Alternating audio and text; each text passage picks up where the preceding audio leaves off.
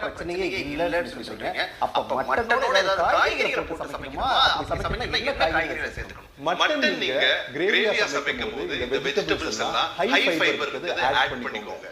தோல் இருக்க உருளைக்கிழங்கு, கேரட், காலிஃப்ளவர், பீன்ஸ், வாழைக்காய், முருங்கைக்காய் இதோட சேர்த்து சைடுல வச்சு நீங்க சாலட்ஸா வெள்ளரிக்காய், வெங்காயம், தக்காளி சாப்பிடலாம். இது நீங்க சாப்பிட்டீங்கன்னா அந்த ஃபேட் இது மட்டன்ல இருக்கும் இந்த ஃபைபரோட சேர்ந்து டைஜஷன் ரொம்ப ஸ்லோவா ஆறதுனால எனர்ஜியா ஃபாஸ்டா பர்ன் ஆகும். இது உங்க கொலஸ்ட்ராலையும் நீங்க மட்டனை தனியா சாப்பிட்டா ஏத்துற மாதிரி ஏத்தாது, கம்மியா ஏத்தும். மட்டனை நீங்க சொல்றது போல அந்த ஃபைபர் உணவோட சேர்த்து சாப்பிட்டா எந்த பிரச்சனையும் இல்லை. ஆனா என்னோட கேள்வி அப்படிங்கிறது, அப்ப மட்டன் பிரியாணி சாப்பிட்டா ஏதாவது பிரச்சனை வரும்? மட்டன் பிரியாணி எடுத்தீங்கன்னா அதுல மெயினா 2 காம்போனன்ட் தான். கார்போஹைட்ரேட் அரிசி, நம்ம புரோட்டீன் நம்ம மட்டன், இது ரெண்டுமே ஃபுல்லா